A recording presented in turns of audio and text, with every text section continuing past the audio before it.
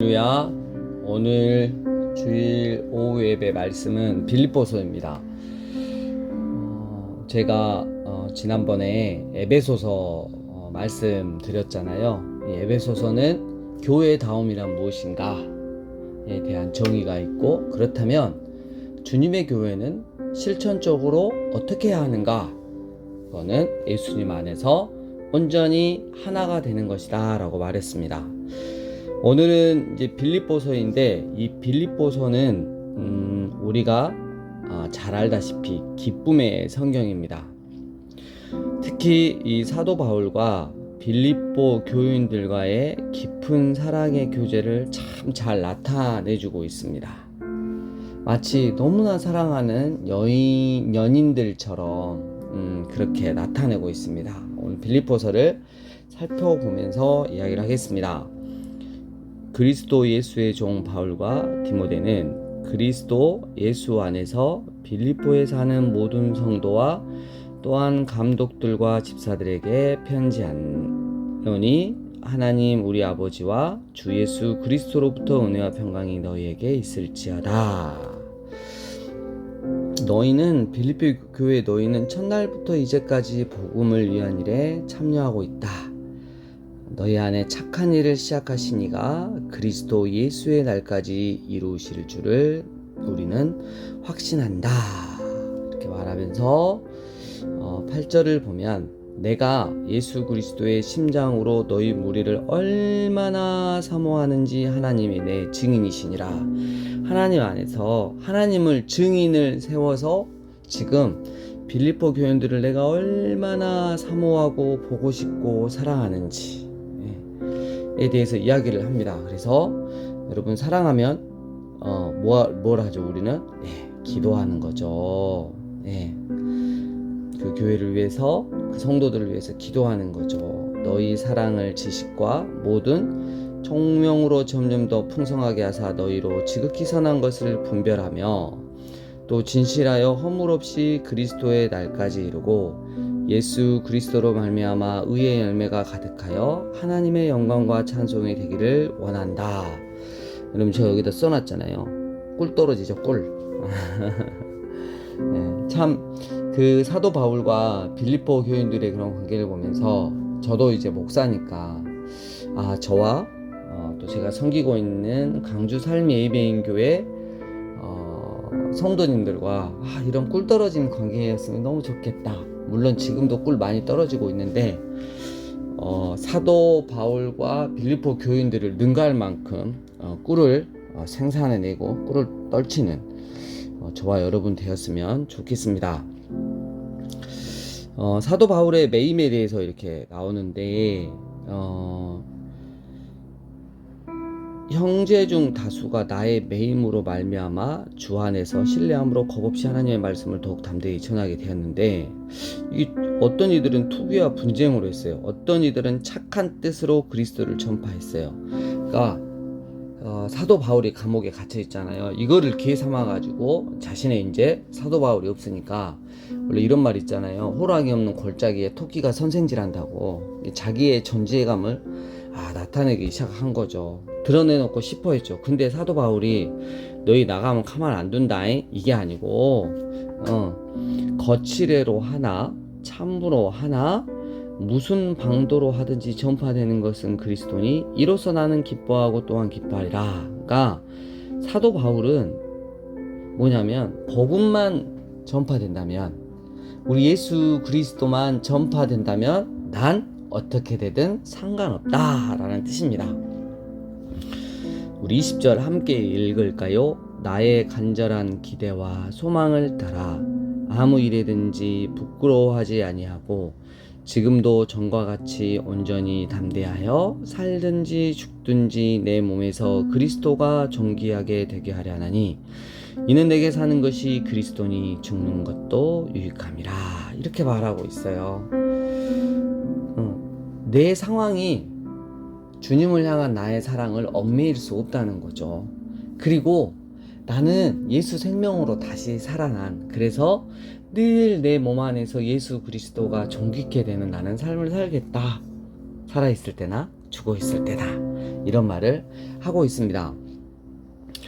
사도 바울이 이런 말을 하죠. 차라리 세상을 떠나서 그리스도와 함께 있는 것이 훨씬 더 좋은 일이라.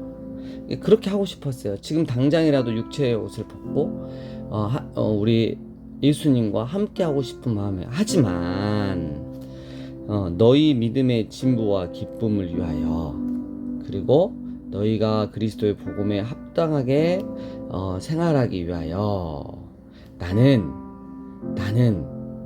고난도 받으면서 이 땅 가운데서 하나님이 소명을 주셨기 때문에 나는 그것을 감당하길 원한다 라고 말을 하고 있는 것이죠. 우리가 세상에서 가끔 너무 힘들면 주님 보고 싶어요, 주님 이제 저 하늘나라 가고 싶어요, 천국에 가고 싶어요, 이런 말 하잖아요. 그러면서 우리가 그 다음에 기도하죠. 하지만 하나님께서 이 땅 가운데 나에게 기도의 사명, 나에게 복음 전도의 사명, 또 복음을 살아내는 사명, 교회를 세우는 사명, 다음 세대를 세우는 사명 남아있으면 제가 그거 잘 감당하다 갈게요, 함께 해주세요 라고 우리가 다시 돌이켜서 기도하는 경우가 많잖아요. 사도 바울도 그랬다는 것입니다. 그리고 이제 빌립보 교회에 마음을 같이하여 2장 2절 같은 사랑을 가지고 뜻을 합하며 한 마음을 품어라, 이런 이야기를 합니다. 같은 마음, 예수 그리스도의 마음을 같이 품는 거죠.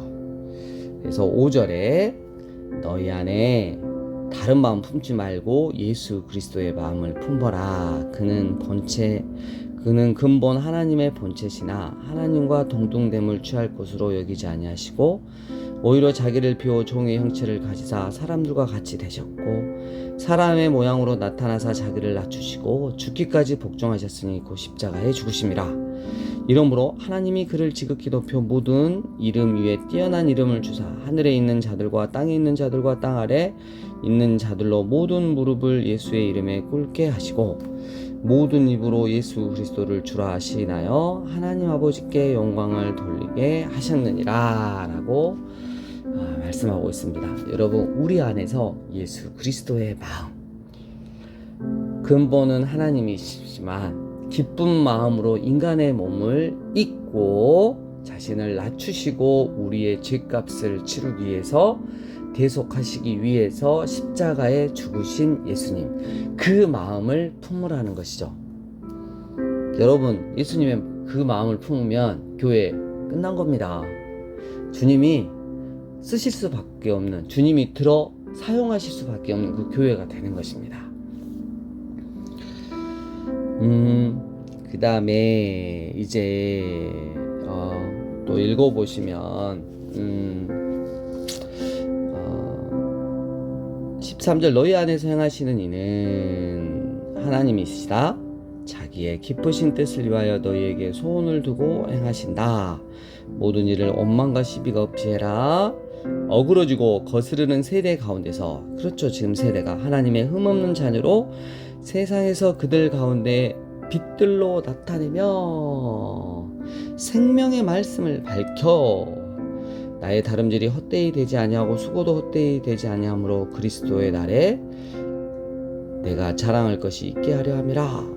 이게 무슨 말이냐면 너희가 어그러지고 거스르는 이 세대 가운데 하나님의 흔없는 자녀로 살고 진리이신 예수님을 그 빛을 드러내며 생명의 말씀을 밝혀내고 그리고 그 말씀을 살아나서 내가 나중에 주님 만났을 때 빌립보 교인 성도들이 이렇게 하나님 살았습니다, 주님 기쁘시죠, 저도 주님 앞에 면목이 좀 있습니다 라고 고백할 수 있게 하라는 거죠. 저도 나중에 우리 주님 만났을 때 우리 교회 성도님들과 믿음의 다음 세대들이 정말 말씀을 밝히 드러나 이 세상을 본받지 아니하고 오히려 이 세상 가운데 예수 그리스도를 살아내고 전함으로써 또 그런 하나님께 붙들린 삶을 삶으로써 정말 히브리서 11장에 나오는 믿음의 그런 선배들과 같은 삶을 삶으로써 제가 여러분들을 자랑했으면 좋겠습니다. 사도 바울은요, 보세요. 17절, 만일 너희의 믿음의 재물과 섬김 위에 내가 나를 전제는 여러분 뭐냐면 거기다 포도주 같은 걸 따라서 태워서 제물로 드리는 거예요. 그렇게 제물을 드릴지라도 나는 기뻐하고 너희 무리와 함께 하리겠다 라고 말하고 있습니다. 여러분, 빌립보서는 다른 편지와 다릅니다. 빌립보서는 시종일관 처음부터 끝까지 빌립보 교인들에 대한 바울의 사랑으로 일관되어 있습니다. 대박입니다. 바울은 어떠한 희생도 또 감수도 각오가 되어 있었습니다. 누구를 위해서요? 교인들을 위해서. 그리고 빌립보 교인들은 또 어쩌냐면 바울이 감옥에 갇혀 있다는 소식을 듣고 헌금을 했어요. 그리고 교회 담당자인 목사인 에바브로디를 통해서 그것을 직접 전달하였어요. 와, 그러니까 빌립보 교인들도 마찬가지였다는 거죠. 여러분 너무 멋있지 않아요? 사도 바울과 빌립보 교회와의 이 관계. 내가 전제로 드릴지라도, 내가 헐헐 태워지는 전제로 드릴지라도 내가 여러분들을 기뻐하고 그리고 여러분과 함께 또 기뻐하기를 소원한다 라고 말하고 있는 이 사도 바울의 꿀떨어짐. 자, 그 넘쳐 흐르는 바울의 이 사랑은 결국 교회의 공동체 가운데 무엇을 낳았냐면 사랑을 낳았던 것입니다. 빌립보 교회 담임 목사가 누구였죠? 에바브로디도였어요. 근데 헌금한 걸 모아가지고 직접 옵니다. 사도 바울이 갇힌 곳까지 옵니다. 사도 바울이 로마 감옥에 갇혀 있었다면 정말 꽤 먼 거리죠. 그가 너희 무리를 간절히 사모하고 그가 병든 것을 너희가 들은 줄 알고 심히 근심했는데 도착할 때쯤 거의 그냥 비글비글 죽을 똥 살 똥 이렇게 도착한 거예요. 그가 병들어 죽게 되었으나 하나님이 그를 긍휼히 여기셨고 그뿐 아니라 또 사도 바울이 지극히 보살펴겼죠. 나를 긍휼히 여기사 내 근심 위에 근심을 면하게 하셨다. 나 너무 행복하고 기쁘다. 하나님께서 회복시켜 주셨다. 그토록 형제들아 우리 주님 안에서 늘 기뻐하자. 하나님의 성령으로 봉사하자. 그리스도 예수로 자랑하자. 육체를 신뢰하지 아니하는 우리가 곧 할례파다. 행위로 할례를 진짜 받은 사람이 할례파가 아니고 예수님을 자랑하고 내 육체를 연약한 육체를 신뢰하지 않는 우리가 진정한 할례파다라고 말하고 있는 것이죠. 아브라함의 후손이다, 언약의 자손이다 라고 말하고 있는 것입니다. 무엇이든지 내게 유익하던 것을 내가 그리스도를 위하여 다 해로 여길 뿐더러 예수님과 맞지 않으면 해로 여기는 거예요. 또한 모든 것을 해로 여김은 내 주 그리스도 예수를 아는 지식이 가장 고상하기 때문이라. 그러니까 바울에게 최고의 가치는 뭐였냐면 바로 예수님이었던 거죠.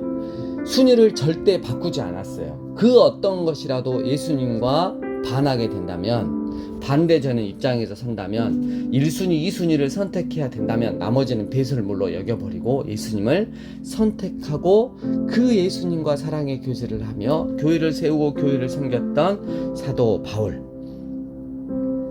나는 예수님 안에서 발견되기를 바란다 라고 말하고 있습니다. 자, 이제 4장으로 넘어가면서 이제 마무리가 되는 거죠. 그러므로 사랑하고 사모하는 나의 형제들, 나의 기쁨이요 면류관인 사랑하는 자들아, 이와 같이 주 안에서 굳게 서라. 그래서 빌립보 교회에게 첫 번째 당부를 합니다. 주 안에서 굳게 서라. 이 빌립보 교회에는 여러분들이 다 알고 있는 루디아 여성들이 주축이었어요. 그래서 근데 이 요디아와 순두계라는 여자가 교회 성도가 좀 뭔가 싸움을 한 것 같아요. 그래서 같은 마음을 품으라 라고 말을 하고 있습니다. 주님 안에서 굳게 살아. 어떻게 굳게 살아? 같은 마음을, 주님의 마음을 품어라 라고 말을 하고 있습니다. 그리고 두 번째로 주님 안에서 굳게 서고 같은 마음으로 굳게 서고 주 안에서 기뻐해도 크게 기뻐해라 라고 말을 하고 있습니다.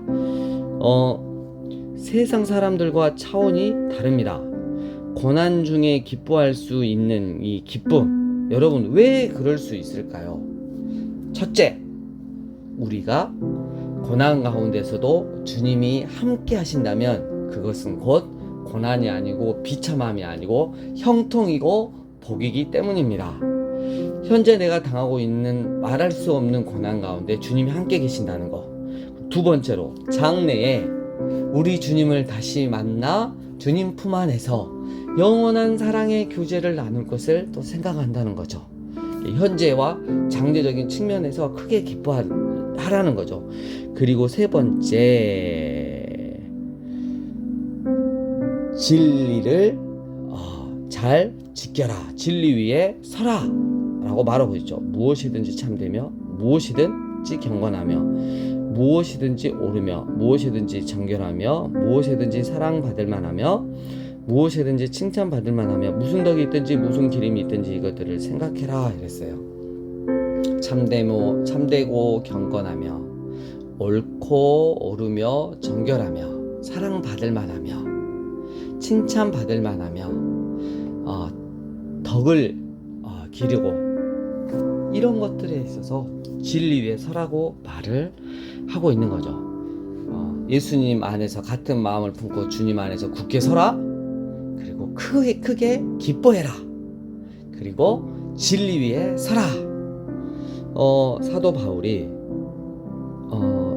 나는 어떠한 형편이든지 나는 자족하기를 배웠다. 스스로 만족하고 기뻐하기를 배웠는데 나는 비천에 처할 줄도 알고 풍부에 처할 줄도 알아. 모든 일 곧 배부림과 배고픔과 풍부와 궁핍에도 처할 줄 아는 일체의 비결을 배웠다라고 그랬어요. 오히려 고난 속에 두신 하나님의 은혜의 목적 안에서 자족함을 얻은 거죠. 분명히 내가 배고파요, 궁핍해요, 고난 가운데 있어요, 어려운 가운데 있어요. 근데 하나님 은혜의 목적 안에서 자족함을 얻었다는 건 뭐냐면 분명히 하나님이 뜻이 있으셔서 하나님이 선한 계획이 있으셔서 나를 지금 이 환경 가운데 두셨다는 거죠. 그래서 하나님이 분명히 나를 통해서 이 환경 가운데서 무슨 일을 하시고 계획하셔서 결국은 하나님 당신의 선하신 계획을 이루게 하신다는 거죠. 하나님이 분명 나를 통해 뭔가를 하고 계신다는 그 소망을 품으면 일체의 비결이 나올 수 있는 거죠. 어떠한 형편에서든지 자족하는 거죠. 그러니까 내게 능력 주시는 자 안에서 내가 모든 것을 할 수 있다. 여러분, 이 말씀은 내가 어떤 것을 하고 싶을 때 내가 능력 주시는 자 안에서 내가 모든 것을 할 수 있다, 이런 개념이 아니라 그런즉 내가 어떤 형편에서도 주님께 감사하고 기뻐하고 주님께 소망을 둘 수 있다는 뜻이 되겠습니다. 여러분, 하나님과 친밀한 관계를 유지하는 것, 그 어떤 상황에서도 하나님을 신뢰하고 하나님과 뜨겁게 사랑의 교제를 나누는 자, 여러분, 이 사람이 가장 행복한 사람이고 가장 복받은 사람일 줄 믿습니다. 18절 마무리합니다. 에바브로디도 편에 너희가 준 것을 받음으로 내가 풍족하다. 이는 받으실 만한 향기로운 제물이요 하나님을 기쁘시게 한 것이라. 나의 하나님이 그리스도 예수 안에서 영광 가운데 그 풍성한 대로 너희 모든 쓸 것을 채우시리라 라고 교회를 향해서 축복하고, 마지막으로 그리스도 예수 안에 있는 성도에게 각각 문안하라. 나와 함께 있는 형제들이 너희에게 문안하고 모든 성도들이 너희에게 문안하되 특히 가이사의 집 사람들 중 몇 명이라. 주 예수 그리스도의 은혜가 너희 심령에 있을지어다. 아멘. 이렇게 하면서 빌립보서가 끝나게 되겠습니다. 여러분, 목회자와 교회와의 관계, 바로 이 사도 바울과 빌립보 교회 이런 관계처럼 되었으면 좋겠습니다. 늘 주님 안에서 행복을 누리시고 자족하시는 여러분 되시길, 크게 기뻐하시는 여러분 되시길 주의 이름으로 축복합니다.